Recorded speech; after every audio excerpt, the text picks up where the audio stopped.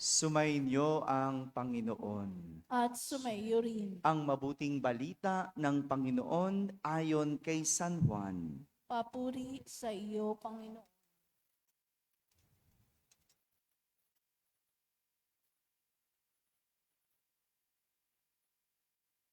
Noong panahong iyon, si Maria ay nakatayong umiiyak sa labas ng libingan. Yumuko siya at tumingin sa loob. May nakita siyang dalawang anghel na nakaupo sa pinaglagyan ng bangkay ni Jesus. Ang isa ay sa gawing ulunan at ang isa naman sa paanan. Tinanong nila si Maria, "Ale, bakit kayo umiiyak?"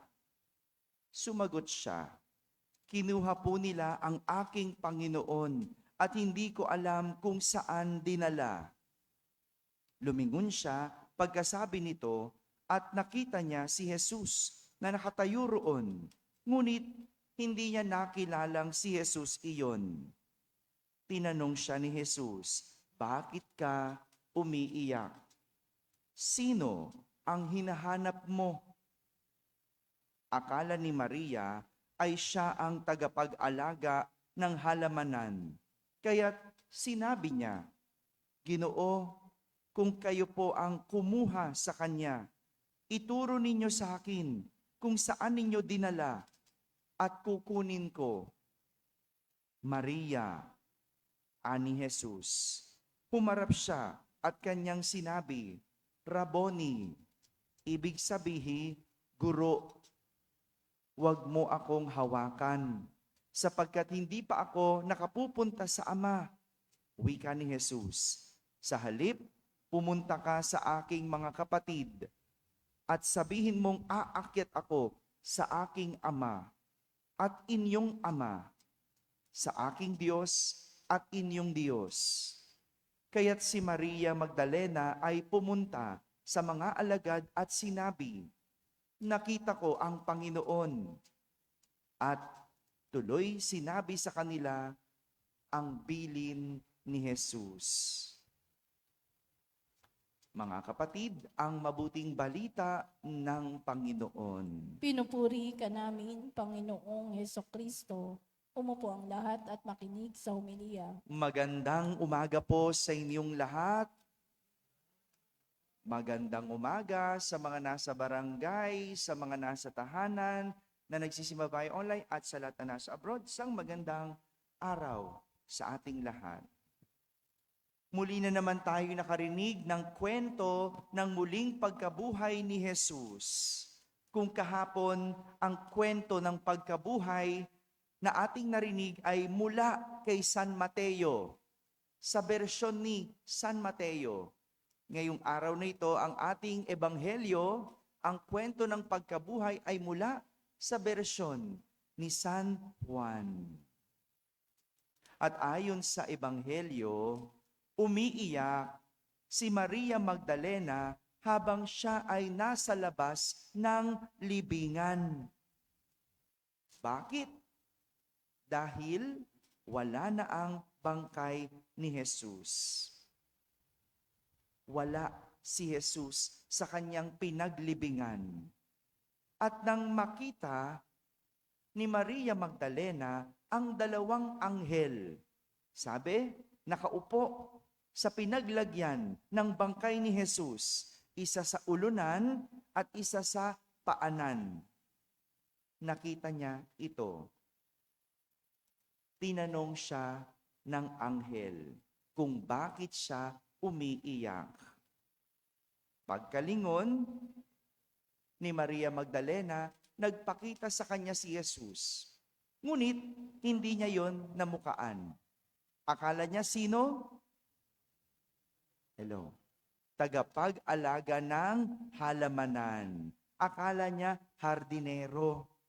Kaya nga, tinanong siya nito, "Bakit ka umiiyak? Sino ang hinahanap mo?"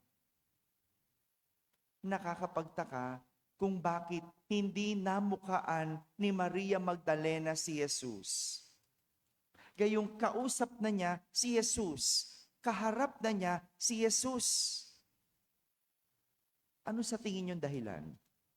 Bakit kaya hinahanap niya si Jesus, pero nung kausap na niya, iniiyak niya na wala si Jesus, pero nung kaharap na niya, hindi niya namukaan.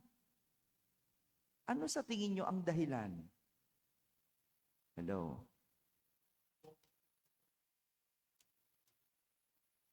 Nakakapagtaka, no? Bakit ganon? Marahil, siguro, ganun na lang yung emosyong nararamdaman ni Maria Magdalena. Ganun na lang yung kanyang pag-iyak. Ganun na lang yung kanyang kalungkutan, kaya hindi niya namukaan si Jesus. Hindi ba ganun din naman tayo? Kapag ang tao sobrang lungkot, wala siyang ibang nakikita, kundi ang kanyang pinagdadaanan. Kaya nga kahit Diyos, hindi makita ng taong may pinagdadaanan. O, parang ikaw, nung may pinagdadaanan ka, hindi mo makita yung tulong ng iyong kaibigan. 'Di ba? Bakit? Kasi ang nakikita mo lang yung iyong nararamdaman, yung iyong pinagdadaanan. O, hindi mo makita yung payo ng iyong magulang. Bakit? Kasi yung sakit lang ang nararamdaman mo. Yung sakit lang ang iniinda mo. Hindi mo marinig yung sinasabi sa'yo na, kaya mo yan. Huwag kang susuko. Wala kang ibang iniisip kundi problema. Kaya hindi mo makita ang Diyos.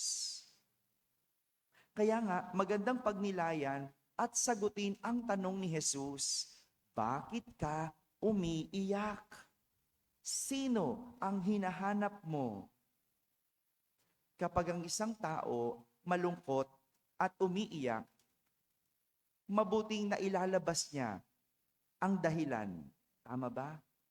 Mabuting na ilalabas niya ang kanyang nararamdaman para maintindihan ano ba ang kanyang iniiyak. Bakit ba niya ito nararamdaman? Kayo po ba? Malungkot ba ngayon? Hello? Ako naiiyak ako sa presyo ng gasolina eh. No? Nakakaiyak. Ba't di ka maiyak, no? Dati ang full tank ko, 4,000 pesos. Isang buwan. Oh, sapat na yon para pupunta ako sa PWU, pagkatapos ng PWU, pupunta ako sa ARSO, pagkatapos sa ARSO, uuwi sa parokya. Tapos, Sunday, uuwi sa bahay namin. Sapat na yun, 4,000. Pero ngayon, ang full tank ko ay 12,000 pesos. Hindi ba nakakaiyak yun? Hello? Parang wala lang kayo, no? Wala kaming sasakyan, ay tinan mo to. Pero, di ba, pag nagtaas na ganun kamahal, ibig sabihin, wow, grabe, no? Nakakaiyak. Kung titignan mo yung nangyayari sa atin, nakakaiyak. Bakit? Kabila-kabila ang korupsyon. May nakukulong ba? Wala. Ano mangyayari sa atin? Kung titignan mo, nakakaiyak. At kung pagdadaanan mo lahat ng ito, at kung ito lang ang titignan mo, wala ka talagang ibang makikita. Abay, kaya hindi ko masisi yung mga tao sa Divisoria. Kahit Sabado de Gloria, bukas na, nagtatrabaho. Bakit? Kulang sa pera. Pera lang ang titignan. Bakit ba hindi ka matataranta kung pera ang problema? At kadalasan, ganyan. Ang hinahanap natin kung ano ang sagot sa ating mga kalungkutan. Pero maganda, yung pangalawang tanong ni Jesus, sino ang hinahanap mo? Kadalasan, ganyan ang tao. Ano ang hinahanap? Yung sagot sa tanong na ano, ibig sabihin, bagay, material, gaya ng pera. Lagi na lang pera ang sagot. sa kalungkutan. O kung hindi naman, siguro iba, tao. Totoo. Ano hanap? Partner. Makakasama sa buhay. Jowa. Makakaunawa. Pagmamahal. O minsan ang hinahanap, kapayapaan, kapatawaran. Pero sa pagkakataong ito, ang tanong, sino ang hinahanap mo? Para bang sinasabi na sa kalungkutan, hindi lang material ang sagot, hindi lang tao ang hinahanap, hindi lang ang pangangailangan ang kailangan. Dahil ang mahalaga, ang hinahanap ay Diyos. Sa ating mga kalungkutan, ang hanapin ay Diyos. Sa kahirapan, kagipitan, kapighatian, kahit sa ating mga karamdaman, Diyos dapat ang hinahanap. At ito ang ugaling tinuturo sa atin ng muling pagkabuhay ni Jesus sa ating mga kalungkutan. Sa panahon ng may karamdaman, ang hanapin, sino? Si Jesus. Hindi lang ano. Lagi na lang anong hinahanap natin eh. Di ba? Pera, ano pa? Pero hinanap mo ba ang Diyos? Sa iyong kalungkutan, sa iyong karamdaman, ang hanapin, Diyos. Mga kapatid, sa ating mga kalungkutan, hindi material, hindi kayamanan ang hinahanap para masiyahan, kundi hanapin ang Diyos. Dahil kapag natagpuan natin ang Diyos, walang kalungkutan ang pwedeng sumira sa ating kapayapaan at kagalakan. Amen? Amen.